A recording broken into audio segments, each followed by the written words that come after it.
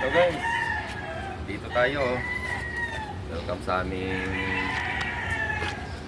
munting tahanan. At mag-harvest kami ng aming laurel. Dahil ito ay mataas na at maraming dahon na. Tignan nyo guys, oh. Ito na siya ngayon, oh. Simula to sa maliit lang siya. Swagay na namin to, na-vlog na namin to. Pero nakakatuwa talaga dahil malaki na talaga siya guys.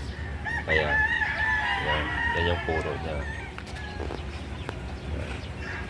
Oh, diba? Ang daming dahon. So ngayon, kukunin natin ang mga dahon para magamit natin sa mga adobo sa ating pagluto. Okay, kasi lagyan natin rito. ano guys, masyadong tag-araw ngayon. Yung iba na ano lang eh, na nasusunog ng ano ng araw, kaya sayang.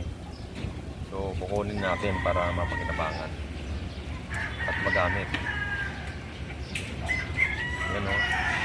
Talagang magulang na. Magkano ngayon yung ano, yung nakabili ako ng ano eh, ng dahon ng laurel sa palengke.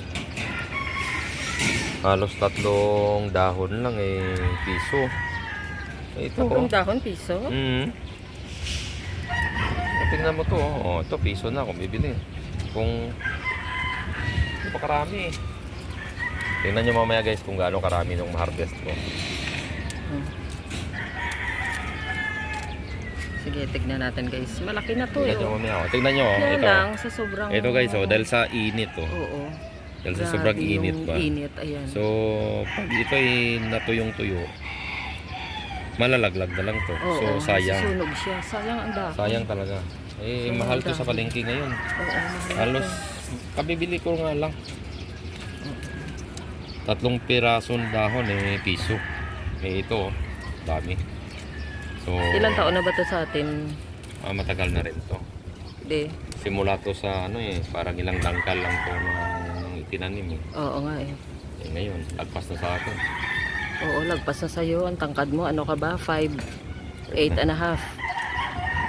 Oo, lagpas pa sa'yo. 10 na yata ito. Sobra na.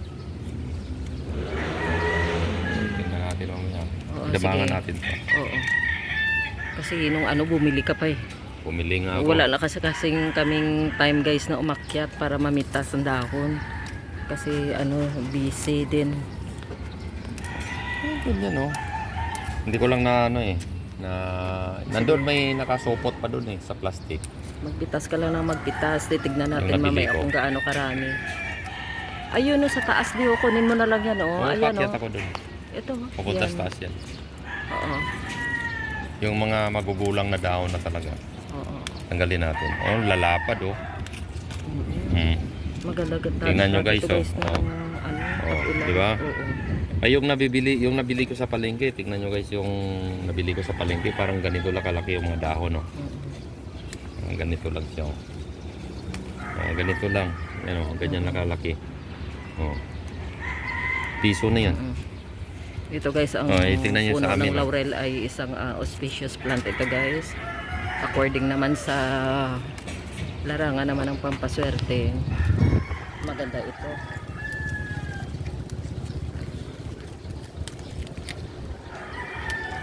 Ayan. Ang daming dahon. Lalapad pa. Oo, lalapad pa ng dahon niya.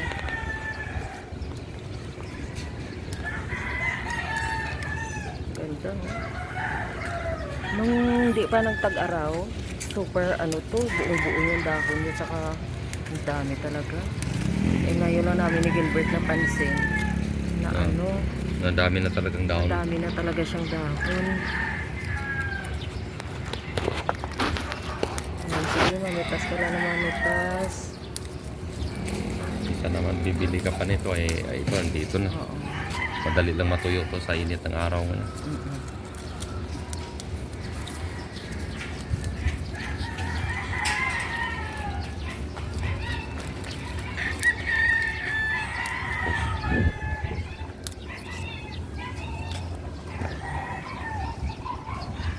Okay, so hindi pa natin na ano yung bandang taas. Oo. Oh.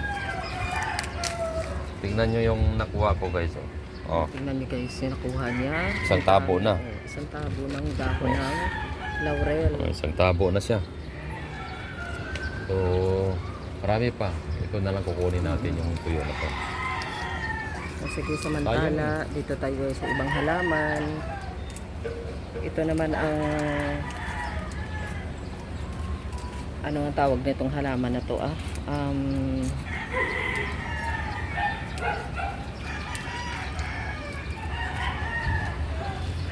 Scarlet Beauty guys. Ito naman ay binili namin to sa Pampanga nung pumunta kami ng Pampanga.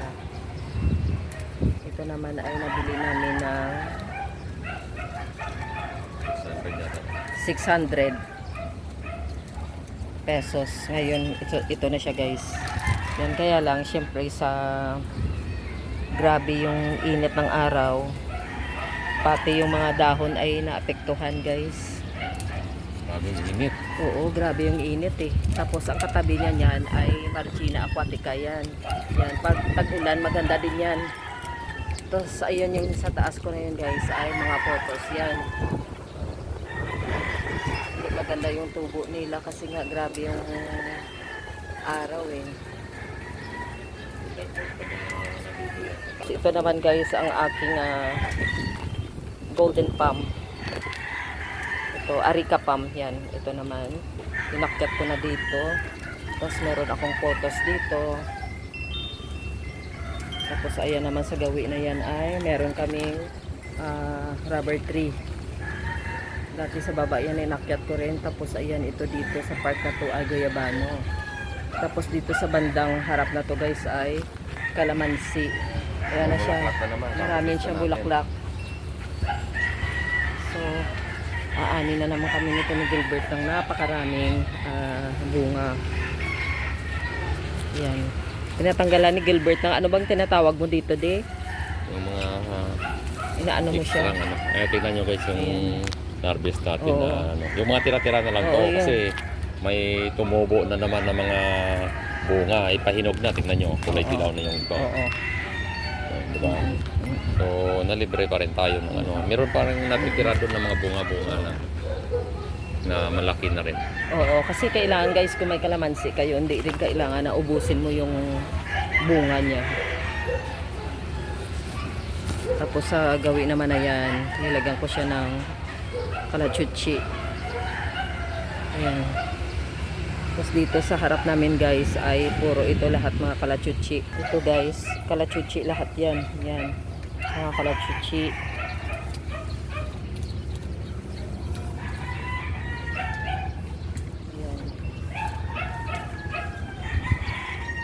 Ito naman guys ay luyang pula.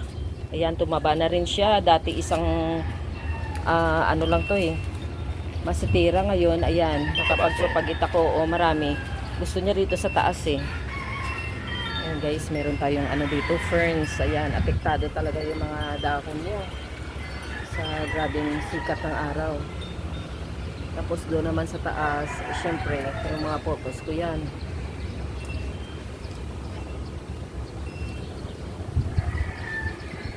Ay, ito naman ang Song of India yata ito eh. Itong halaman na to. Tapos dito naman sa gawi na to ay puro lahat itong mga oregano guys. Ayan, napakabango dito sa taas pag lalo na tuwing magdidilig.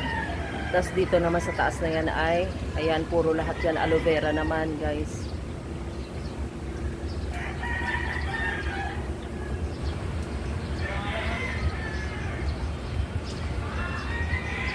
Ha? Di may naghahanap daw sa'yo. Ella! Ayan, may naghahanap sa mister ko. Ay! Ayan, ano, patingin ng naani mo na? Patingin? Patingin? Ito. Oh, umapaw na. Ayan, Sa'yo, tabo. umapaw sa tabo. Sa didingin ko talagang punong-puno Oo, na siya. punong-puno siya So, guys. sipin nyo kung ibibinta natin, no? Kailangan gamitin natin rito. Ayan guys, may tingnan kasama yung pang kalamansi. Oo. Diba? So, dadalhin niya na sa baba. Ayan, meron na tayong pangsangkap sa ating adobo. Kadubo Meron na na rin tayo. pangpaswerte na dahon. Halin ko muna to sa baba.